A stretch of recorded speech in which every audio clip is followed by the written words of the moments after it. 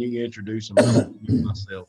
All right, so thanks for joining us, everybody, for this first session of this virtual clinic. Y'all are all the test dummies to see how this works. So we hadn't done this yet. So for those of you that don't know Coach Hidalgo, Rocky is the head football coach at Glenn Academy and has been for the last 7 years down in Brunswick. Before that, he was at Walton for, I believe, 16 years, where he was the head coach 18 years. Good Lord. Yep. For the last 5 years, he was the head coach. Played in state championship games with both Walton and Glenn Academy. So tonight he's going to talk some about 3-4 defense, specifically playing with tandem defenders and varying your run fence against interior and perimeter runs. So if at any point anybody has any questions, you kind of got two options. You can either type the question into the chat box and we'll read it for you. Or you can, just in the chat box, type the word question. If you want to ask it yourself, we'll acknowledge it. Coach can't see it, so I'll try to step in and let him know that somebody has a question, and we'll go from there, okay? And without any further ado, Coach Hidalgo. Awesome. Thank you, man. Yeah. I'm going to –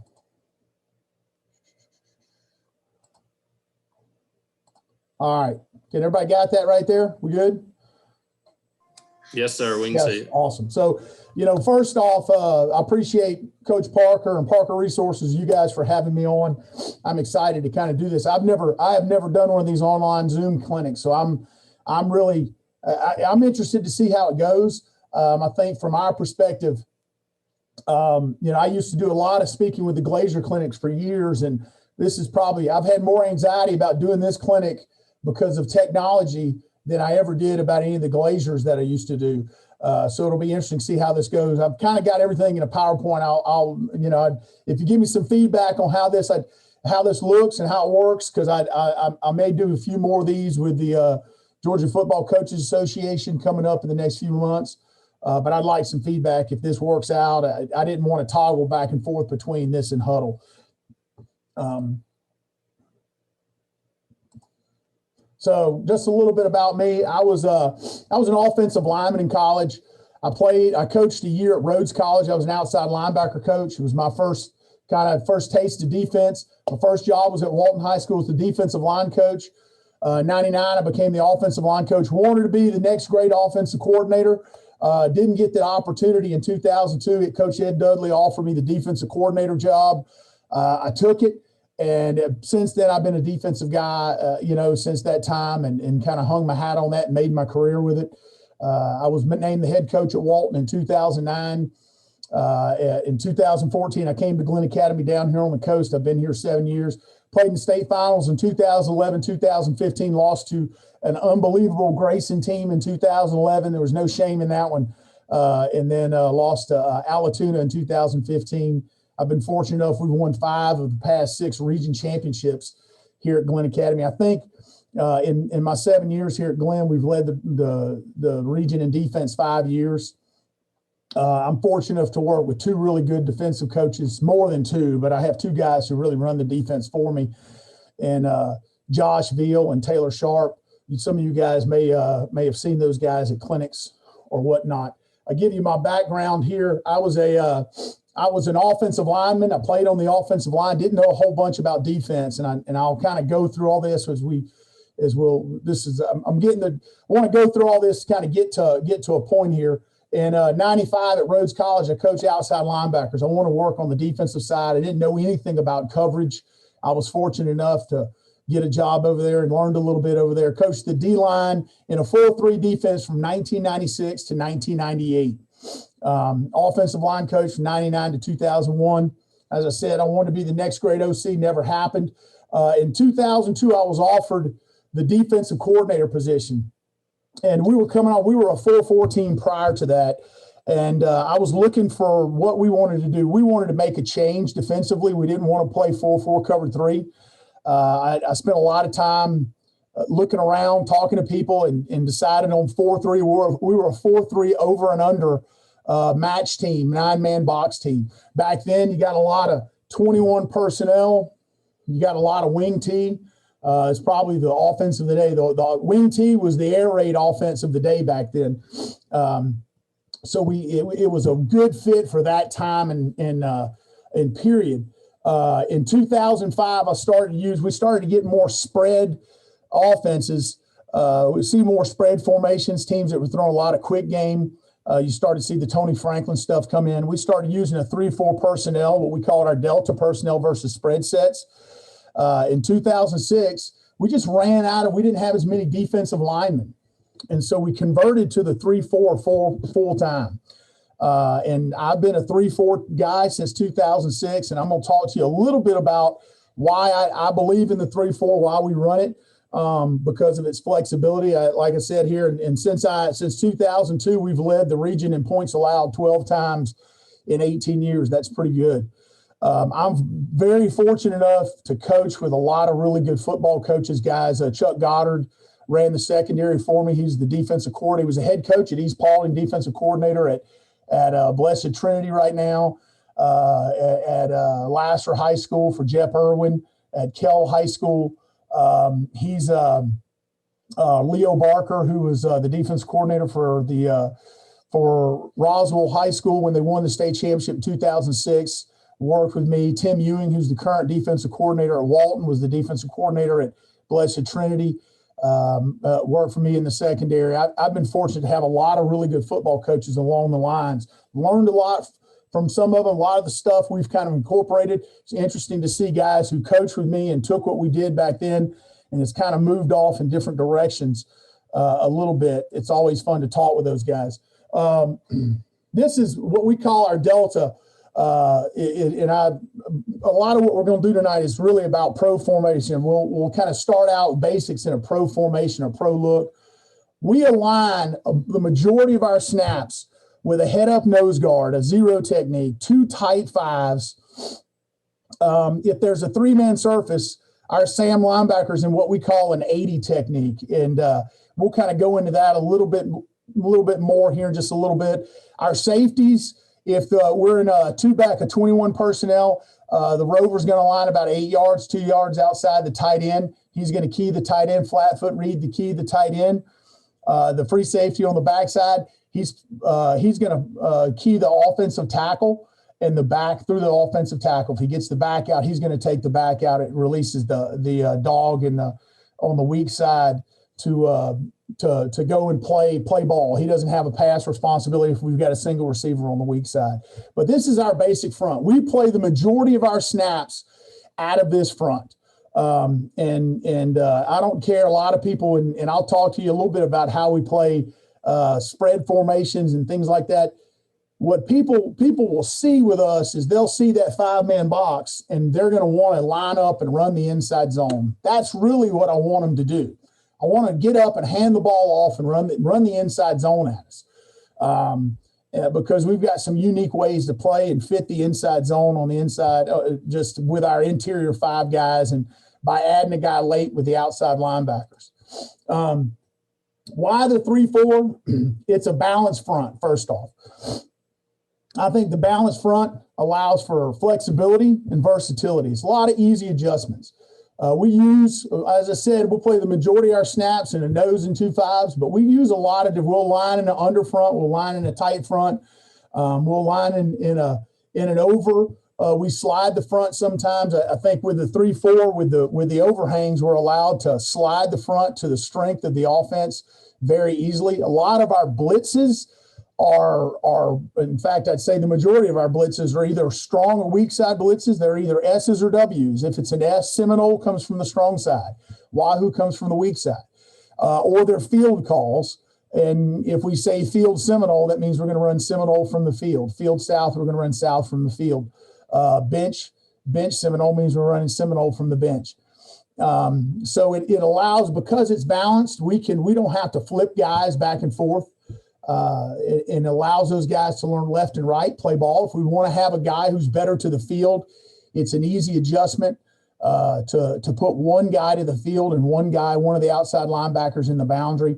It allows our kids to play fast. You know, I know a lot of guys always talk about an 8-man box. We're talking about playing with a 9-man box. We want to fit all nine guys in there against the run if you have 21 personnel, and the corners are going to be on the island. You know, and I know a lot of people are uncomfortable about that. We'll take our corners. You'll see here in the photo, we'll walk them up. We'll play off with them. We understand if we play off, we're going to give up the 3-step game. Sometimes we just don't want to do that. And so we'll walk up. To me, if 4 receivers are vertical, you're going to end up in 4 guys playing a guy man-to-man. And so we've had great corners and we've had not great corners, and we're going to take our chances with those guys a little bit. The other thing about, we want to base out of a 4 shell. When you see this, I think it's easier for the adjustments. In here, I think if you'll see our kids, one of the things that we want to do is we want to run to the football. We want to play fast. We want to fast flow the linebackers. Safeties want to fit downhill, and we want to take away all the easy throws. The other thing is it's 6 potential second-level players. I think the game has turned into a game of second-level players with RPOs, zone reads, all of those things. And so it gives us 6 potential second level players. If we play 3-4, if we play Delta cover 2, we've got 6 guys. We can steal a guy to the field by having a corner into the boundary help us against the run a little bit, including taking the quarterback man. So there are times where, you know, we might squat a corner in the boundary if it's 3-by-1 to the field and tell him, hey, look, you know, you've got back to your side. You're going to take the quarterback on if he pulls it. That way we can take the defensive end and squeeze him down line and cut the midline off. I think if you watch, one of the big reasons about this is with the 3-4 is we always talk about who the 11th defender is. Now, I don't know how you guys decide who your personnel is going to be, but for us, our decision about this is we start the year every year before spring practice in our meetings. We have all of our coaches, all of our defensive coaches, make a list of all the players they think that we can win football games with on Friday night. And that means that the defensive line guy, he's going to have secondary guys in there. He's going to have linebacker guys in there. The secondary guy is going to put D-line guys in there. There's some givens that we believe about this. We say we're going to have 3 defensive linemen. We've got to have 2 corners. We need to have 2 safeties. And we need to have 3 linebackers. You know, so we rank those guys out. This 11th defender, what I'm talking about, he is our dog player, what we call our dog. And our dog can sometimes it might be 2 outside linebackers. Our dog might be a strong safety some years. And so what we're really doing is we're playing 3-3-5, but we're doing it out of our 3-4 shell, what I call our shell defense. So we're not making wholesale changes. Sometimes our dog might be, our 11th best player might be a defensive lineman. And if it is, our dog is more of a rush player. What we do is we tailor our defense every year around who our 11 best defenders are. And that doesn't mean we're just stuck with those guys. So when we go to our nickel package, we don't change our calls. We don't have to change our whole defense. We're just subbing in our nickel for that dog position. Or it might be the will linebacker position. Whoever our worst guy in coverage is, then we're going to take him off the field. So the 3-4 allows us to be flexible in that manner. If you're looking for, I always did this, even as a 4-3 team, this is how I ended up in the 3-4. It's because I looked around and said, I don't have enough good defensive linemen, but I have 5 really good linebackers. So what do? Well, we're not going to put a worse player on the field. So that's how we ended up in the 3-4 playing every down. So what we do every year is we tailor our defense around our personnel.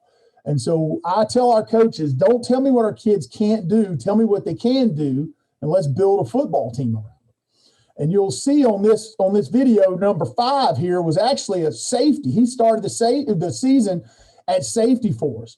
And what we did is we ended up rolling him down. And so we get a guy like this, he can play man-to-man on tight ends, on their worst receiver. He can pressure off the edge. The way we play our outside linebackers allows them to fit back in the box. They don't have to be 6'3", 6'4" monsters. Our kids that we play with at outside linebacker tradition, we played in the state championship game in 2015. One of our outside linebackers was 5'7", 175 pounds. The other one was about 5'8", 170. The two kids that played the last 2 years, one of them's 5'7", and I'm not kidding. Joseph Beckham is a 2-year starter for us. Played 12 games, won the region championship this year, played 12 games last year, 8-4 both years, I believe. Joseph Beckham is about 5'7", 135 pounds soaking wet. And he's a hell of a little football. I'm going to show you a film of him coming in here taking on tight ends. The way we ask them to take on blocks, we don't ask them to take on a 6'4" tight end like you would a traditional 6'1", 210-pound outside linebacker. So to me, there's some things that we do particularly well. I think tailoring our defense to our kids. I think the idea, if you're not doing that with your personnel, your defensive personnel, you're making a mistake. Don't get hung in necessarily a scheme. I'm hung on players. I want the best players are going to play. I'm not going to sit a good player because I'm a 4-3 team and he doesn't play defensive end. I'm going to find something for that kid to do to be successful. And as a whole, you defensively, you'll be faster. You'll play faster, and you'll putting better players on the team is going to make you better. Anytime. A couple things about great team defense. Tackling. And everybody's going to get this. Tackling. Work fundamentals. You got to steal time. You got to work the fundamentals of tackling, steal time. We tackle every day. Monday, Tuesday, Wednesday, Thursdays. Every day. Effort is the only thing you can control. You can't control your talent. You can't control how big, fast your players are. You can't control the other team. You can control your effort. You got to get your kids to play hard. The one thing our kids will play like their hair is on fire. They're going to try to tear your face off. They may not be big enough or good enough to do it, but they're going to try to do it. The last thing we're going to talk about today are fits, and people don't talk about this enough. People get lazy with defensive football, and they talk about all the other bullshit that goes with it, but they don't talk about fits enough. Fits are everything. When we struggle on defense, it comes back to our fits. Most teams, when you give up big plays, it comes to two things. It comes to tackling and fits. Tackling and fits. And sometimes the team's just got great players. You got to rally to the ball and you got to fit on the ball well. When I think about somebody had an old coach explain this to me about fitting on a football. He goes, and this has stuck with me for 20 plus years. He said, fitting on the football is like a gate. You got one post on one side, you got a post on the other side, and you got the gate in there that closes the hole. And that's what fitting on the ball. I envision you got to have a guy on the outside is one post, a guy on the inside is another post, and you got to have somebody to come slam the hole shut and close the damn gate, and he's the guy that's on ball. And so I envision fits like that. And I'm going to show some film of us doing it right and us doing it wrong. And it's pretty obvious to see. And you'll see if you'll go back and watch the big plays that you give up, usually you end up with two guys behind the ball or two guys outside of the ball. And against really good football teams, you can't do this. Here's some tidbits of coaching just from 20 years of running defense. Align, assign, and refine. We start with alignments. So this is our teaching progression. We want to get the kids lined up first in the correct spots. We want to teach them their assignments, and then we want to refine that with things like bluffs and shows and stemming coverages and all of those things. But kids, there are two thought processes in coaching. Is one, you give people teaspoons, and the other one is you just give them a cup and you fill it up, and whatever they hold, that's what they can hold. I'm a teaspoon guy. I want us to be really good at the things that we know how to do. I want to be really good at that, and we'll add some stuff later on. I'd rather be great at 3 things than just okay at 10. And so we start with our alignments. We walk our kids out on the field. I'm going to show you in just a little bit how we talk about perimeter fits. We do the same thing in coverages. We walk it's the old adage, you take a football and say, hey, this is a football. We walk on the field every year and walk all of our players through each zone. This is the curl flat zone. This is the curl. This is the hook zone. This is the middle hole. And we walk every kid through those spots so they have an idea of where on the field those spots are. And then we do it by the hash. So we talk about their drops, underneath their drops, little bitty things, their alignments, where they line up, and then their assignments. I don't like kids covering grass. Grass never made a catch. So we spend time communicating that with our kids. You'll see the fourth blurb is coaching communication is critical. We got to coach it from the get-go. But the other thing is you have to communicate to your kids what you want them to do. You just can't send them out there willy-nilly. The second one, mismatches don't beat you, mistakes do. Ed Dudley taught me that.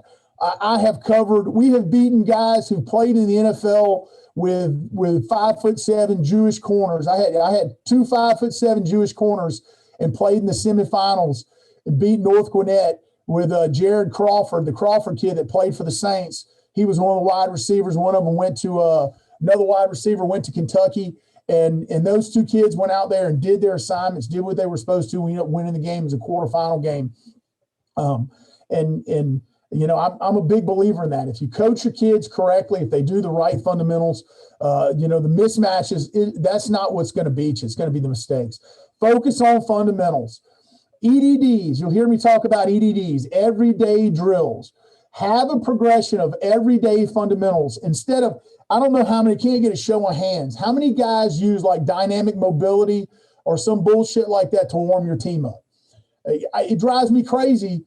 When I first became a head coach, we're spending 10 minutes every day doing dynamic mobility to warm our team up. And then we go do all these back pedal drills and all these movement drills. Well, hell, what's the difference between those things and a guy going out and backpedaling, a guy? And so what we did is we built per position a progression. Monday's work, Tuesday's work, Wednesday's work, Thursday's work of everyday fundamentals. On Monday, we do this set of fundamentals. On Tuesday, we do this set of fundamentals. On Wednesday, we do this set of fundamentals. So we warm up by position group, and we call those EDDs. You got 10 minutes of EDDs. Those EDDs should be football specific, fundamental drills that's going to get your kids warmed up and ready to work.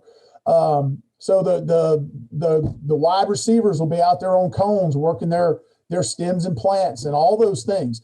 So I think that's one thing. We always try to steal time at practice. First downs and third downs. You got to win first down. Third downs are money down. I can go back in my career. I would say 95% of drives I have given up points on was because we've given up a third and long. And when we give up a third and long, we must always give up points. When you get people in long yardage situations, you got to get off the field. To get them in long yardage situations, you got to win first down. And so you have two types of defenses, and I've had both. I've had defenses had great players, and those guys you didn't have to do a whole bunch, and they would make negative plays. And then I had teams that didn't have great players, and you got to do a lot of things to create negative plays. You got to figure out your personnel. You got to create negative plays on first down. You got to get off the field on third down. You got to be offensive. And you got what I mean by that. You got to be aggressive. The last one is you have to attack bad players. You have to find, pardon my language, I look at our coaches and find me the slapping bitch, and let's go find the slapping bitch and get on his ass. That's football. All right, I'm going to go through these. We use the defensive line alignments, the Bear Bryant terminology. 2I3, 4I5. I'm not going to spend a lot of time on that. One thing I'll tell you here is we put the last on the last bubble. We put our read key hand down. A lot of people put their inside hand down. We put our read key hand down. So if we're in a 3 technique, we'll have our inside hand down. If we're in a 2I, we're going to put our outside hand down. So whatever hand we want to contact the offense, we want to come off and collision the offensive lineman with, that's the hand that we're going to put down. So we play our tight front, our 4I, what we call Delta I. Our defensive linemen have their outside hand down, outside foot back. First step, is a stomp step into the tackle so we don't get washed. And so that's the one unique thing there. Linebacker alignment's nothing real crazy about that until you get to an 80 technique. Our 80 technique is how we play our Vipers. We play our Vipers with their toes at the heels depth of the defensive lineman. My inside foot is on the tight end's outside foot. We're a little wider than most people. We're off the ball. It allows our guys who are smaller to play downhill. We want to play outside in on everything. If we get a post block, we're going to go attack the hip of the tight end, set the edge, and bend the ball back inside. Our eyes are going to be on the snap of the chin strap. With the defensive lineman, I never want to hear anybody on defense get you fired. I'll tell you one time, the second time I'll fire your ass if you scream at a defensive lineman to watch the ball, somebody to watch the ball. Defensive linemen should be watching their read key. Everybody's watching their read key. Nobody should be watching the ball. You can't watch the football and read your keys and play great defense. All right. So we already went through this a little bit. Our nose guard's a zero technique. He's rarely a two-gap player. And guys, if you email me, I'll send you all of this. I'll email you this. I know I'm going through. I got 60 minutes, and I'm looking down. It's 25 minutes in. I ain't talked about anything important yet. D-ends, we're tight five techniques. We're B-gap players. My defensive ends are B-gap players. They cannot get turned out. If the tackle posts on them, if they get a post block by the offensive tackle, they put their face on the offensive tackle's inside shoulder, drive their inside foot into B-gap. They are inside players. I don't care if they get reached. If they get a reach block by the offensive tackle, what we tell them is we wanted to drive and latch. Reach by the offensive tackle, want to drive up the field, latch the inside shoulder of the offensive tackle. Don't let him work up to the next level and drive up the field. We're going to make the back. It's going to be outside zone. We're going to make the back bubble back behind us, clear a path for the Mike or the Will to run downhill and tackle the football. The Mike and Will, we read near backs, okay? And I say near backs, if you're offset eye and the tailback gets the ball all the time, we're going to read the tailback. I'm going to read the ball carrier, and we're going to read through the open close window of the guard. So we're going to see that open close window in front of us, and this is what we're going to talk about by tandem playing with the defensive ends.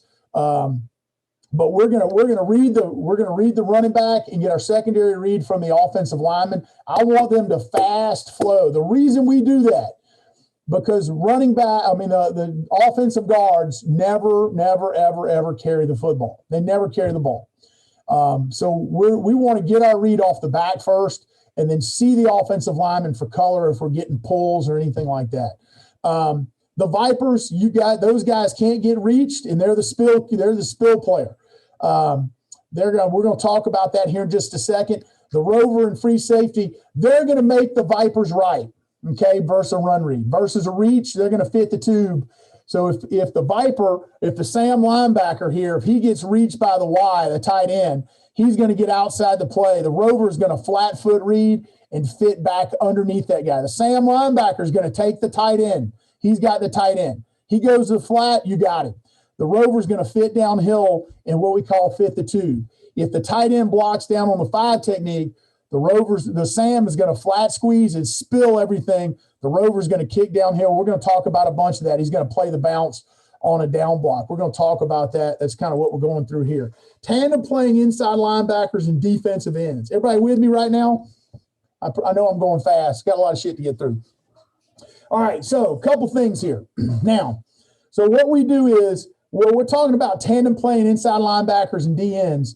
We're talking about is if we get an open window like this, like an ISO read, a double down, and this end gets turned out, the Mike's got to fill that close. The Mike is going to make the end right. Okay, the Mike is going to make the end right. The end's got to make his decision and go. The one thing I want the end to do is play fast. So we can't muddy the water up for the inside linebackers. The same thing on a close window read. So if we're getting like a counter look, or let's say it's inside veer, the end, because we're a tight 5 technique, he has got to get a piece of the tackle. So our rule for the end is if you get a down block, we want you to get your inside hand on that guy, and we want to flatten him out for 1 step. We're going to flat squeeze down the line off his hip. I want to squeeze that tackle flat down the line so the will linebacker on his scrape can fit outside of him. And the end is going to close off his ass. I want the end to try to close a gap with the tackle's ass. That's our goal. Sometimes it happens, sometimes it doesn't. And the will linebacker is going to fit downhill right off the end, as tight off the end as he can. If he scrapes wide with a loop, he's going to create space for a back to hit underneath him. We want to fit downhill. So a lot of guys don't teach their linebackers to shuffle. I teach my linebackers to shuffle. The reason is we get over the trash and allows us to play flat downhill on our gap exchange. Got it? All right, so look, this is a good example right here. So you see the big guy here on the left. Watch the backer here behind him. He squeezes, he's flat downhill, make the tackle. And this is as simple as a gap exchange as you can get right here. Flat squeeze, so that the defensive end, when he gets his hands on that guy and flat squeezes, when he gets his hands on this guy, he's going to keep him from getting to this linebacker, or if it were inside veer, to this linebacker. So we want to flatten him down the line, and we want to close to the hip. Now, his read progression is going to be offensive tackle to near back. So the near back is working away from him, so he's going to squeeze off his line and look for any color. In this case, it'd be the trap. We're going to wrong shoulder the trap and come underneath anything here, and the backer's going to fit off his ass, try to make the play. We want to try to get a piece of that guard best we can. He misses the guard, but he's underneath him.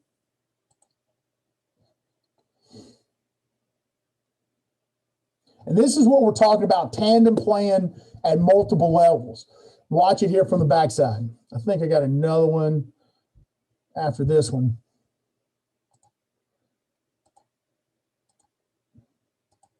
End zone camera guy took the day off on this one. There we go. Flat squeeze, fit.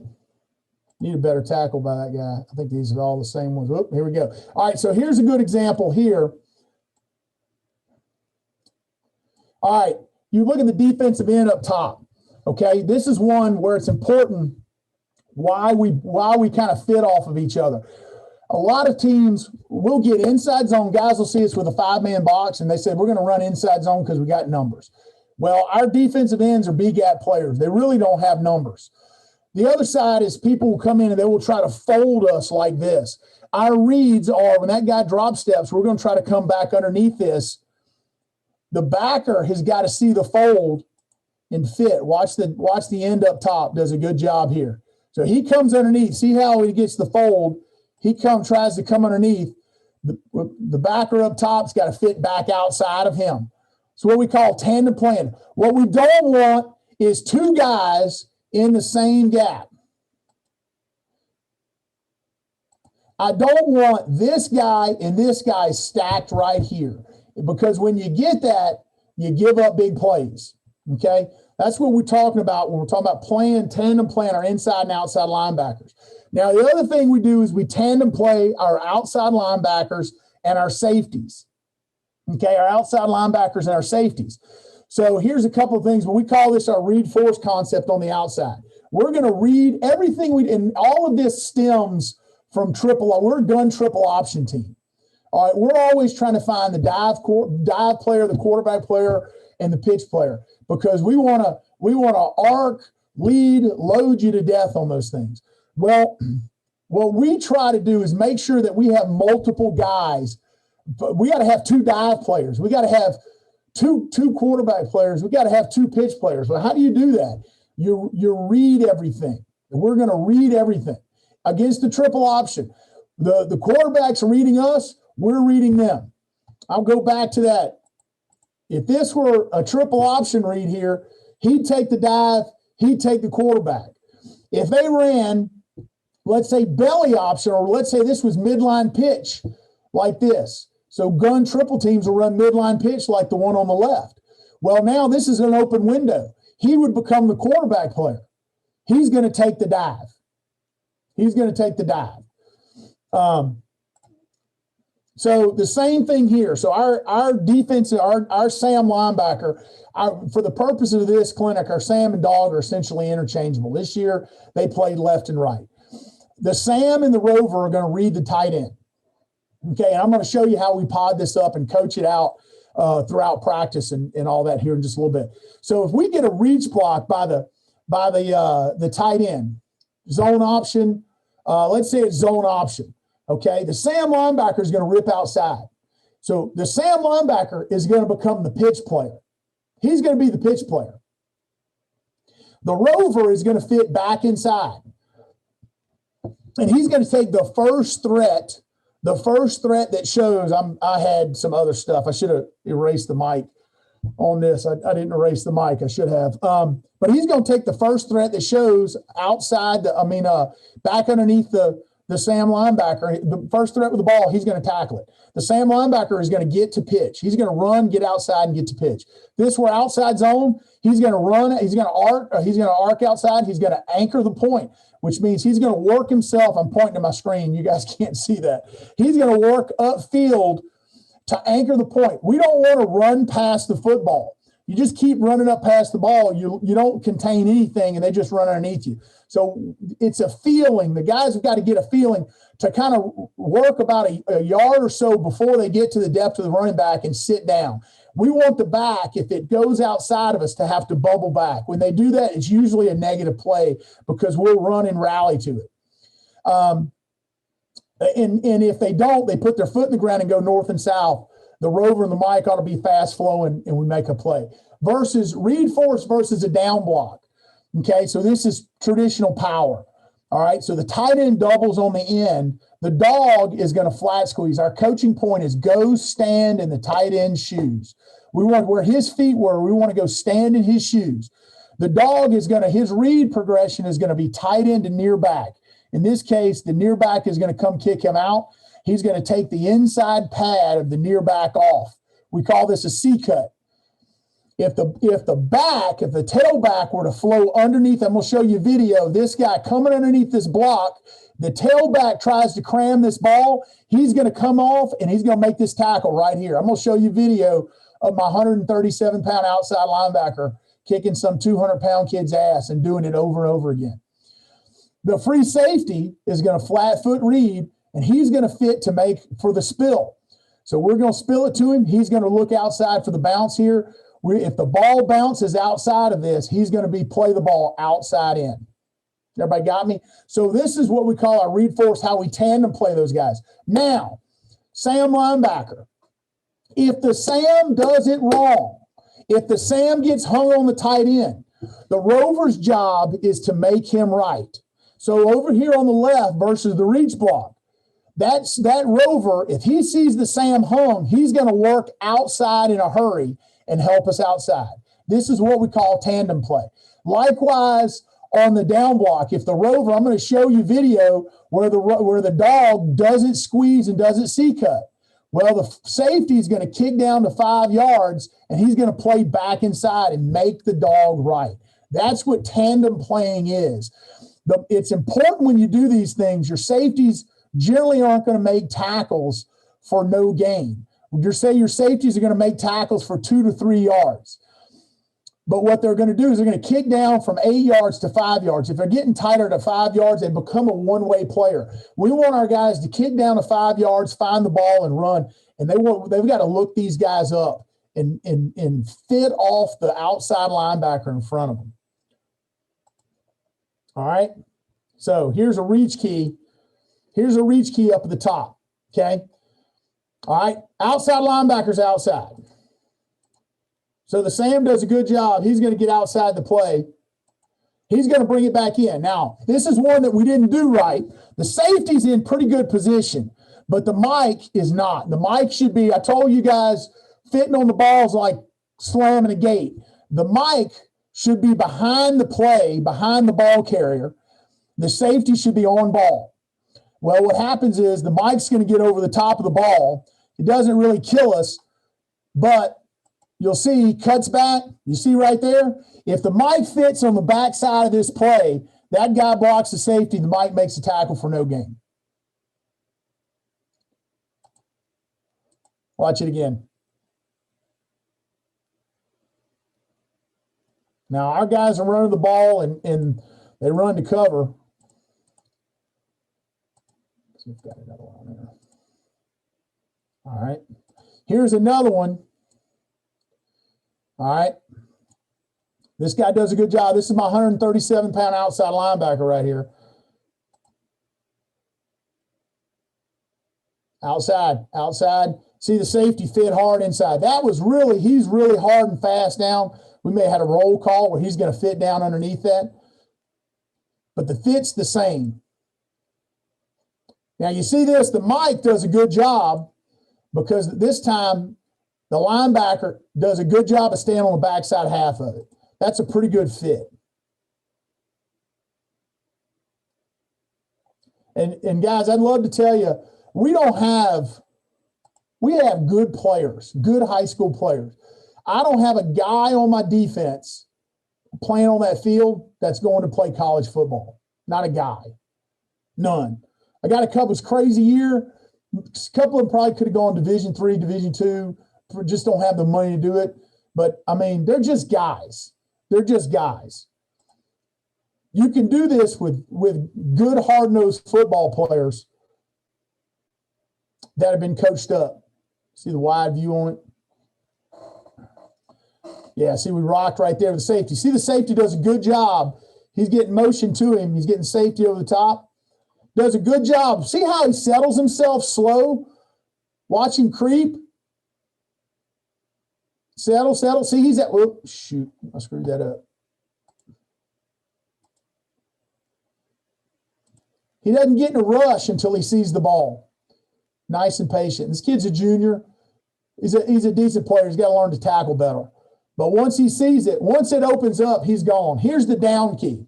All right, here's my 137-pound linebacker. This is against Richmond Hill this year. Richmond Hill returned like 17 starters, played in the semis last year. They were top 3 in the state preseason. We beat them 7-5. This is the down key. Spill, look at him come underneath. All right, now, the Mike is a little fast over the top. We want him to play fast and get downhill, okay? Needs to stay on back side of that. I screwed that up. Here we go.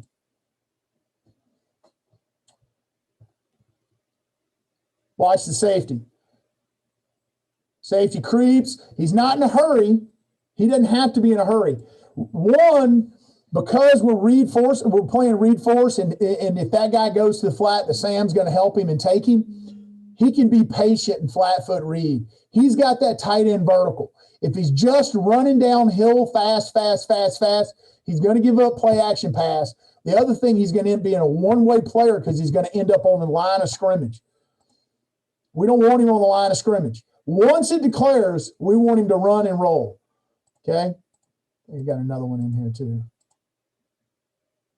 All right. C cut, scrape, safety. 3-yard gain. I mean, it's a good football team right there. And honestly, if he tackles that a little better, it's probably a no yard. It's no gain whatsoever. See the Sam linebacker? We ain't getting kicked out. There ain't no way in hell. I don't know why people waste their time doing it, because you ain't kicking us out. We're going to take that guy. We're going to saw his balls off. All right, read force versus a post block. I've got outside veer on here because we run outside veer and triple. You guys don't see that unless you play us. We're probably the last team in America still runs it. Versus a post block. Our Sam linebacker, he gets a post.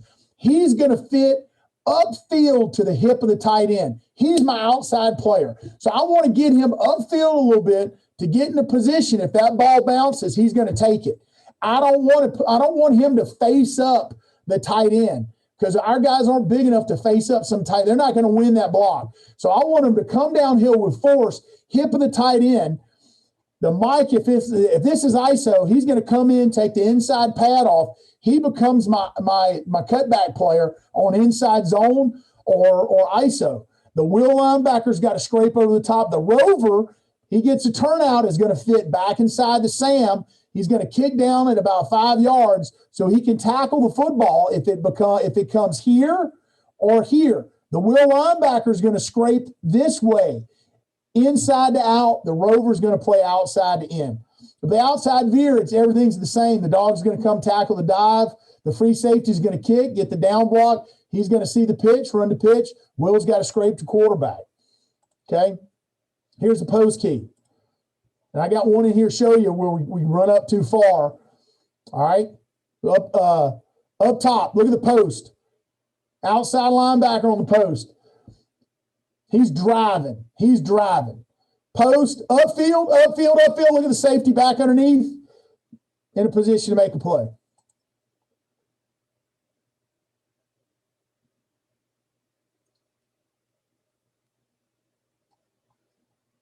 This is an example. We got a 5 technique there. Our 5 technique's going to take B gap. Our Mike's seeing closed window. He's scraping outside, tackle the football. That's a pretty good fit. All right. And then I think I got it maybe on the next clip. Yeah. So here's post key incorrect. Down the bottom. Same kid. This guy, this is Coffee County. That guy over there, he lifts playing tight end. He lifts hogs for a living. That guy they got big people, a lot bigger than we got, I promise you. So he's going to post on this. You see the corner. We work these reads with safeties and corners. I'm going to talk about that, how we coach it every day. Our outside backer does a good job. He's going to set the edge here. He's going to control the outside on the post. But you're going to see the corner is going to run too far upfield. It doesn't necessarily hurt us because the defensive end does a good job. You see, oh, shit. Go back to it. You see where the corner is right here? He's got one play to make when he keeps running forward, is if this ball cuts right in here, okay? Or excuse me, outside. This should be, he ought to sit down at about this depth at about 5 yards and be able to play this ball. If it comes in for a 2 or 3 yard gain, if the ball bounces, help the Viper here for a 2 or 3 yard gain. Let's go back and watch the whole clip. He's aggressive, but this is one of the things you got to coach. They got to settle their feet. Now he's out of position to play back inside the box. We just got a really good nose, and that 5 does a good job on the post. See him take B gap. See his inside foot. This is a good example. Watch his inside foot drive. Takes the inside away, the B gap away. We had both our inside linebackers were out. This kid was a freshman, played, and he killed us. Going to be a good player, but he just made some mistakes in this game, missed some tackles. All right, practicing tandem reads. ND and EDDs, reads and steps. So the defensive ends are going to work their reads on a post block. They're going to work their reads on a down block. They're going to work their reads on a reach block. The linebackers are going to do the same thing with their near backs. We'll put a back in front. A linebacker in front of them so they get their secondary read with the offensive lineman. Then we're going to go to pod this out. When we pod this out, we work D-line inside linebackers versus O-linemen. Okay, we'll also work free safeties and rovers with the Vipers. I'm going to show you how we set the drill up. And this is a 5-minute drill we run through, like 5 minutes. Practicing your 3-level fits, fitting on the ball. Our box fits, we do this at half line and inside run. We do half line Mondays and Tuesdays, inside run Mondays and Tuesdays. On Mondays, we focus on free safeties and rover fits. On Tuesdays, cornerback reads and fits, canes and blue call. Our canes call is our corners and run support, cloud call. Our blue call is if we've checked 3 and we've got a corner over like a tight end, a closed formation, and he's fitting them in the run over that side, on that side. So if we've got like tight end with twins with 2 backs, the safeties have rolled down away from the tight end. The corner now becomes the run fitter. We fit the corner just like we do the safeties. So Tuesdays are, in those periods, we fit the corners on all of our run stuff, kind of set the edge. Mondays, free safeties and rovers. Perimeter fits. We also do half line perimeter and in Skelly. Mondays, 2x2 formations, perimeter run fits. The Vipers, the safeties and corners will work that. Tuesdays, 3x1 formations. Corners, safeties, Vipers, and Mikes and Wills will work 3x1s. So that's how we focus. And I say 2x2s and 3x1s. However, it might be an overset, different ways. Anything where we're having to displace differently for those. That's how we work that stuff. So give you an idea. So like our D-line and inside linebacker pods would look something like this. Okay, we got a nose and in the Mike linebacker. And this is just an ISO read. And so the coach has got cards, or he's pointing and telling everybody where to go. We got inside veer read. Okay, and on an inside veer, we tell this end, we got to make him squeeze all the way down and get his head across the back. All right, we got power. End's going to get a down block. His eyes go to near back right here. He's going to C-cut the near back just like we did with the Vipers. We get reach.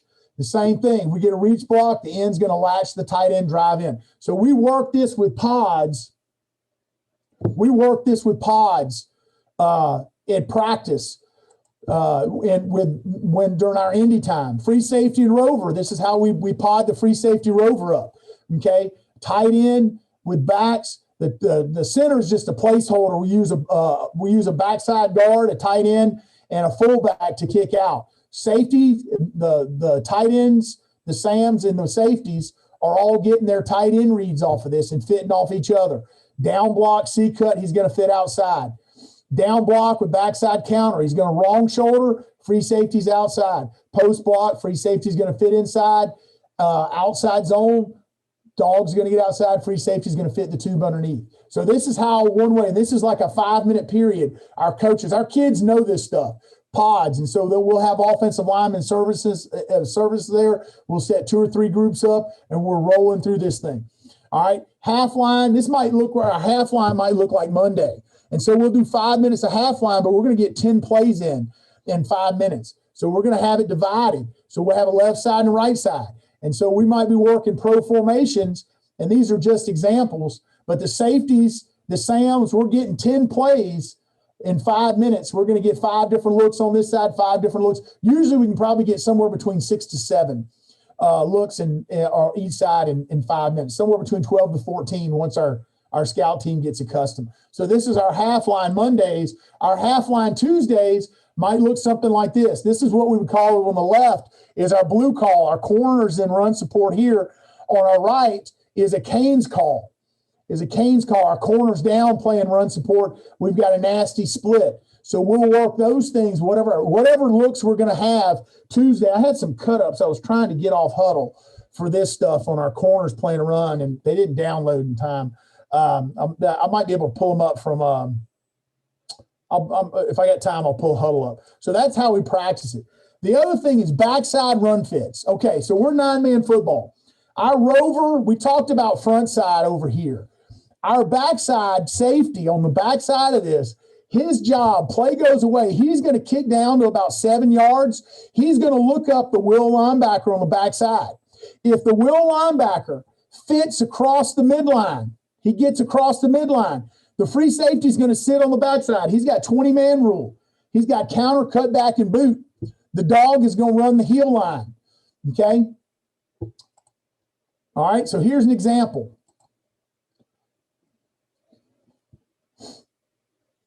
Okay, see the safety come in, fit in on the backside. You see him kick down right there. That's the safety kicking down for the backside fit. Kick down to about 5 yards.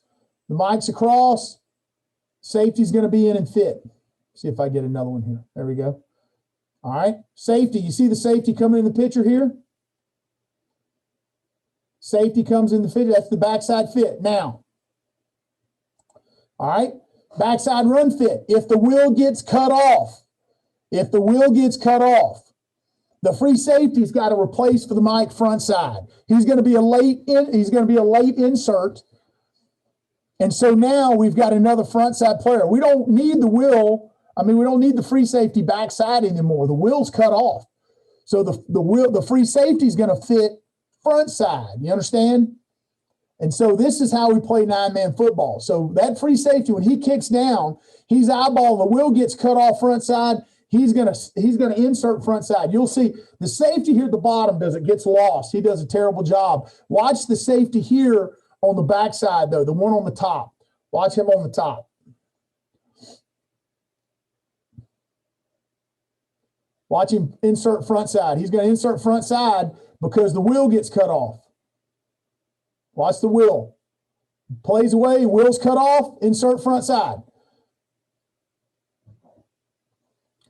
And that's how we make up. That's how we go from giving up 25 yards to only giving up 6. That's a difference in a football game right there. Coach, we got 5 minutes, all right? Oh, yeah. All right.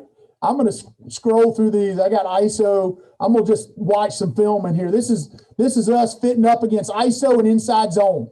Okay. See the safety's missing line. He's going to get his ass back here. All right. Safety. Inside backers. Watch the safety fit. He's a little tight, but he's looking for the bounce. Safety here ought to come back and fit in. He's a little tight. That one wouldn't great. Let's see what else we got here. We already looked at this one. Okay. ISO. See on this one, this is one we didn't do very well. Okay. So look, the mic doesn't scrape.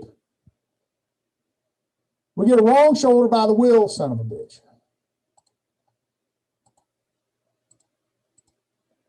Oops. I'm on the wrong one. Here. All right.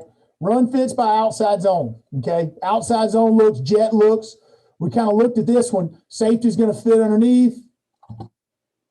Saw that one already. All right.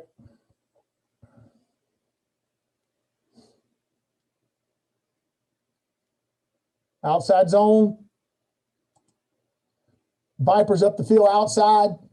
Safety's going to fit back underneath him. Mike's on the inside path.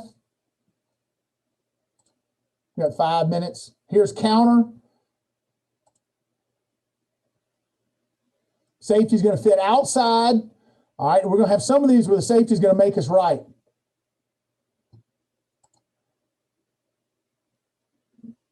That's a post, actually. See, that's not the one I want. There we go. All right. Counter. All right, so this time, see the Viper is going to, what we call old school, take this on with his inside pad. Watch the safety come and fit back inside because he sees the Viper. The Viper takes it on with his inside pad, so he knows he's going to be the outside player. Watch safety drop down on the top, outside, outside. His placement's almost the same, really and truly. You see him, that's a better picture of it. Watch the safety up top. Kick, kick, kick, kick. Find space outside.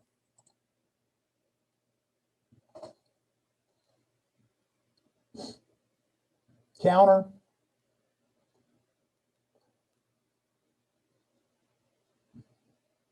Counter. All right, so here.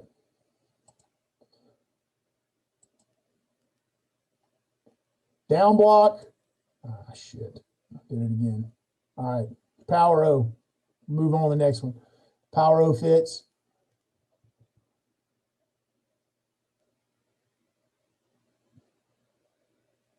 See the outside linebacker come underneath? Make the tackle. Watch the outside linebacker. 137 pounds. Come underneath, run his feet, makes the tackle. That's a hell of a play by a guy who, if he wandered in your office, you probably wouldn't let him come out for football. Safety, taking his time. We want him to be patient. All right. Perimeter terminology. This is one of the things we talked about. How do you define where do you fit the ball? We talk about 3 things. Our crease player, basically our end spills this. Who's playing the crease? Who's outside force? Who's running the alley? Okay. Who's going to run the alley? We didn't get to a bunch of this stuff. But I spend time talking with our kids. In every coverage, We want to know who the crease player is, who's going to be the outside player, who's going to run the alley. And it changes. So this is us versus cover 4, 3-by-1 cover 4. The Sam's the force player. The Rover's going to run the alley. The Mike's going to be the crease player. Okay, if we call 4 trips, this Rover's going to squat down over number 2. He's the force player. The Sam's the crease. The free safety's going to the middle of the field. He's going to work the alley. If we're 4 lock, we're bringing the backside safety over. The Sam's the force. The free safety is the crease player now.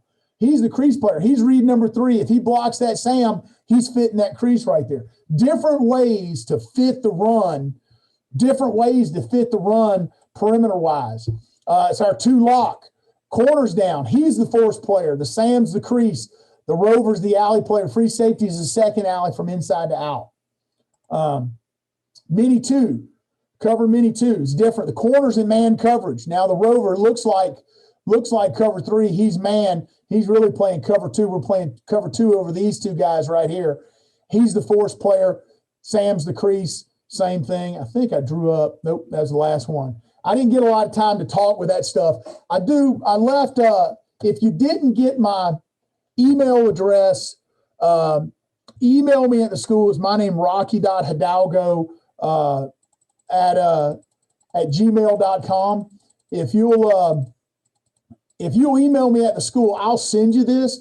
I've been working on a bunch of stuff similar to this. I'm a stickler about fits. I think it's really important. I don't think enough people mess with it. I don't think people spend enough time with it. But if you email me, I'll send you this. I'll be happy to help any of you guys if y'all want to talk more about some of this.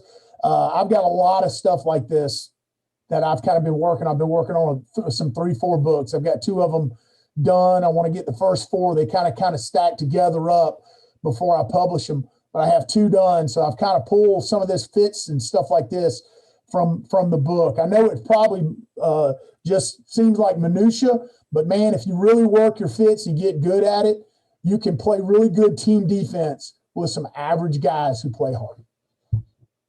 Absolutely. Hey, any guys listening, I can vouch for that. Rocky does a great job. They do a great job at a lot of things, but defensively, you're not going to find a better coach group than them. So if you got Rocky's email there, we can't do it so much in an hour. Yeah. We might have a spot on one day for you to come back, Rocky, because that was really good. Yeah. Some of this stuff takes several hours to go through, but seriously, guys, email him. I know he'll help you out. And if at nothing else, follow him on Twitter. For some jokes. Yeah. For some jokes. He'll keep you entertained if nothing else. Thanks for coming on, Coach. We appreciate it. Hey, guys, thank y'all. I appreciate it.